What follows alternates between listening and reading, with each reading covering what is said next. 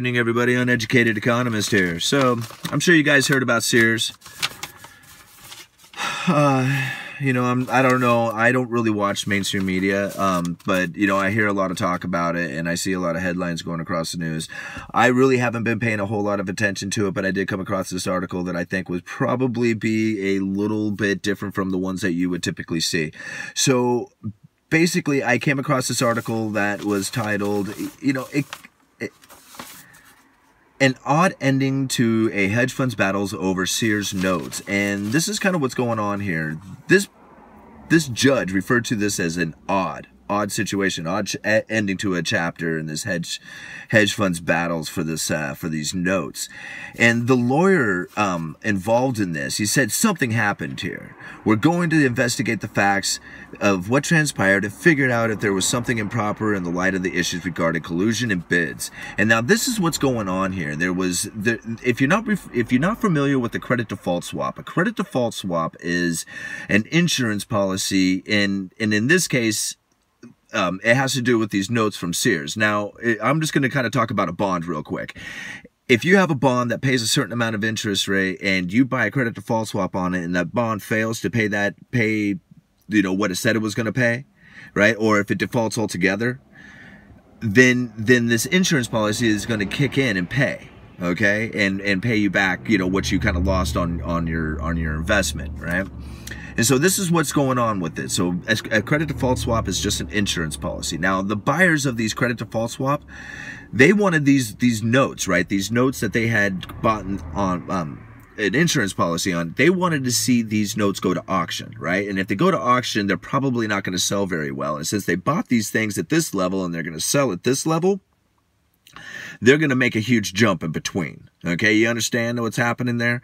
So they really, these buyers of these credit default swaps want to see the thing burn, all right? Okay, now the sellers of that credit default swap, they don't, right? And so what they said is that we will give you $82.5 million for the whole, you know, for a bunch of these things, but you can't sell any more on auction. Okay, basically you can't dump these things. And what the judge said in that, it was like, no way, right? There's no way we're going to let them go to auction. And then, because right now we got like Barclays and other people who are saying that we'll put up $100 million wanting these apparently these worthless notes. I guess if they think that SEARS will come back, then they would probably do pretty well on them things. But they have $100 million, you know, of customers willing to buy these things. And the judge says they're going to auction. They go to auction, nobody shows up and buys these things. And they eventually go to this SEARS cyber company who had issued the CDSs for $82.5 million. So the same company that issued the insurance policy went and bought all the notes up, and apparently a backdoor deal, right? Because what ended up happening here, and why this lawyer is so uptight about it, is because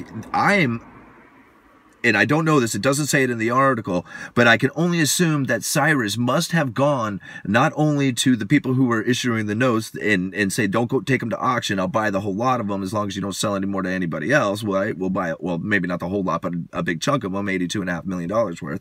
It's a pretty good deal, right? But they had like all these customers who were like saying, no, we want a bunch of these notes because we think that, you know, for whatever reason they want the notes. They want to buy $100 million worth, right? So SEARS is like in big trouble here, right? So if these things go for a really cheap price at this auction, they're going to end up having to pay out a whole bunch of it. So what they do, and what my mind is that they pay the $82.5 million for the notes, don't say that, or at least in this sort of deal, the things go to auction, nobody shows up for them, because maybe they paid off the people to not go to auction. They said, hey, here's a bunch of money and don't buy those notes. And I'm thinking that's why this lawyer is so uptight. I don't know. You guys let me know. Uneducated economist. This is also going on with the SEARS dilemma.